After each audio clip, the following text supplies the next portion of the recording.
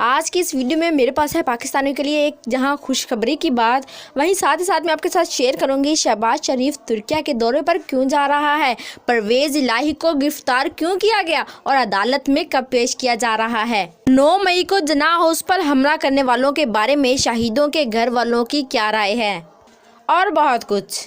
सबसे पहले बात करेंगे वज़ीर आज़म शहबाज शरीफ के बारे में। वज़ीर आज़म शहबाज शरीफ तुर्किया के 2 रोज़ दौरे पर आज शब रवाना होंगे ताकि वो तुर्की सदर रजब तैयब की तकरीब हल्फ बरादरी में शिरकत कर सकें।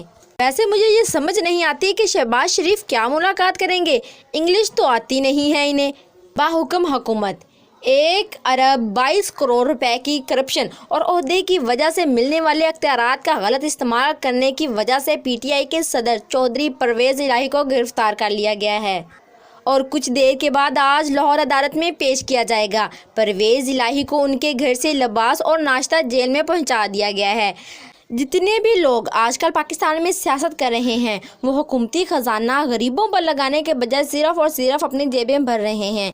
हुकूमत के मुताबिक तो परवेज इलाही ने 1 अरब 22 करोड़ की करप्शन की है, मगर असल में इस पर जो मुकदमा दर्ज हुआ है वो बहुत झूठा है, जबकि करप्शन की असल रकम बहुत ज़्यादा है। ये सारे सियासी लोग पहले तो हुकूमती खजाने से अपनी जेबें भरते हैं और पेट भरते हैं और जब पकड़े जाते हैं तो वही हुकूमती खजाना हुकूमती लोगों को रिश्वत के तौर पर वापस करते हैं। इनका लेन देन भी सबसे अलग है। क्या करें साहिब, सियासी लोग हैं। रिश्वत खाना, झूठ बोलना इनके लिए बड़ी आम सी बात है।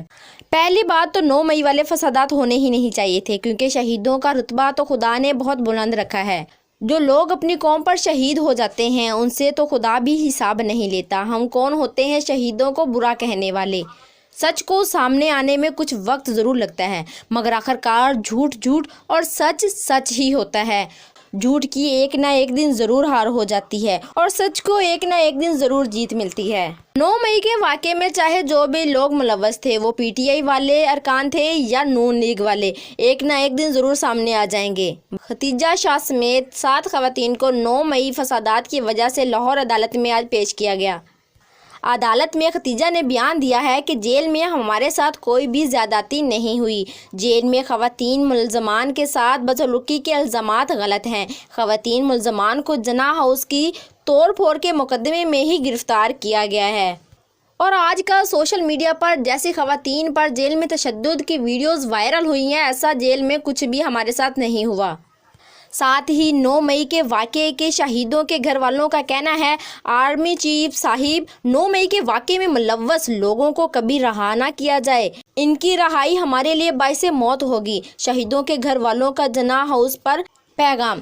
कहा, हम फौजियों की माएँ हैं, ये सब कुछ देख कर बर्दाश्त नहीं कर सकती। जबकि एक इजलास में इमरान खान ने कह दिया है कि 9 मई का वाक़या करवाने में मेरा हाथ नहीं है, ये लोगों का खुद का फैसला था। अगर मुझे जेल में भेजेंगे तो ऐसा तो होना ही था। जबकि दूसरी तरफ नून लीग वालों का कहना है कि 9 मई वाला वाक़या प्री प्लान था, यानी इमरान खान ने जेल में जाने से पहले ये सब कुछ प्लान किया हुआ था कि कहाँ कहाँ कैसे इस मुल्क में फसाद मचाना है। अभी तक ये सच तो सामने नहीं आया कि 9 मई के वाक़े के पीछे कौन थे, नून लीग वाले या पीटीआई वाले। आपके ख्याल में दोनों में से कौन मुलव्वस थे।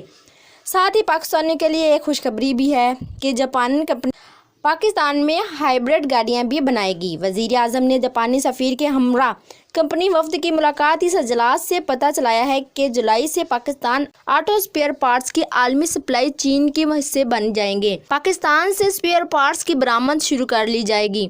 जापान की बड़ी कंपनियां पाकिस्तान में मज़ीद सरमायाकारी की ख्वाहिशमंद हैं।